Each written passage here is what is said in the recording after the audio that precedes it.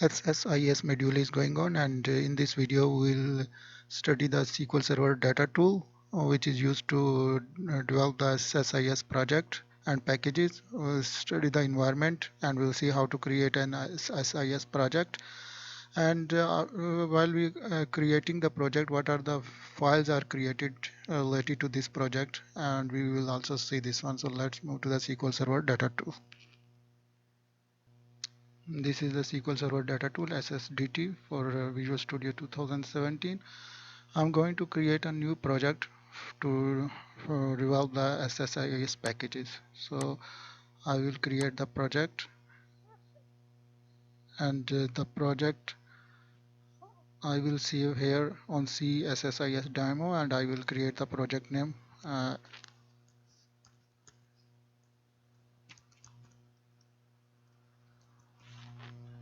This is my project name, and from these are the templates available. I have to select the integration service project, and the project is created, and the project is coming under the solutions, and we can add more than one project in a solution. And when I created this SSIS first project, there are some folders also created. This is the project parameter folders. Whatever the parameters we will create related to the project, it will be saved here, and parameters are used to make the project dynamic. And this is the folder connection manager, which will contain the project level connections, like we will make a connection to the source and to the destination.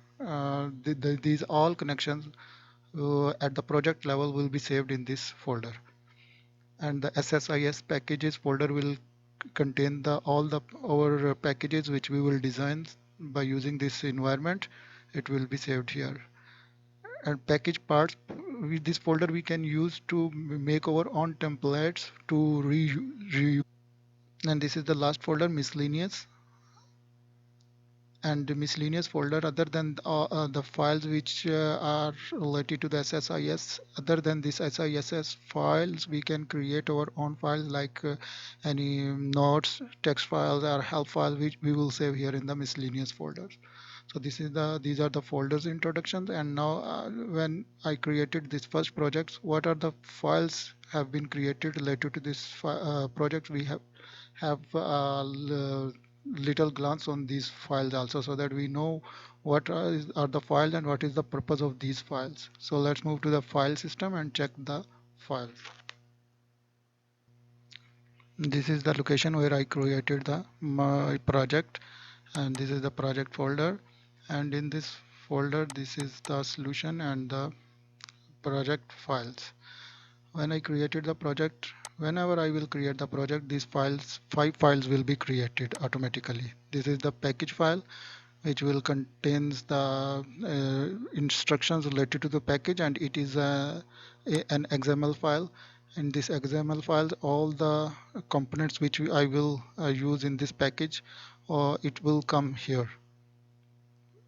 So all the related to the package information and controls will be saved in this file. And this file project.parameters, the project levels parameters which I will create in that environment, it will be saved in this file. And this file database file, it will be used by the SQL Server data tool SSDT to how to open the solution. The instructions will be saved in this file. And .dtprog file, this is the project file which will save the project level configurations here. And .user file, dtprog.user, if user will set if the user set any preferences, like if user set some that the path, these files will be saved here, or some color schemes, or like any preferences, if user will set those preferences related to the users, will be saved in this file. So these are the 5 files which we have to know while working with the SSIS projects.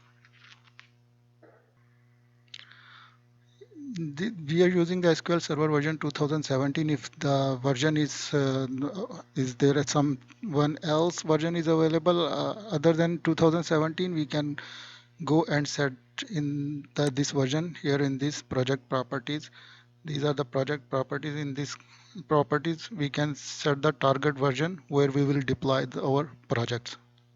These are all the versions are available here, so we can set our target here for the deployment. So now let's move to create the package.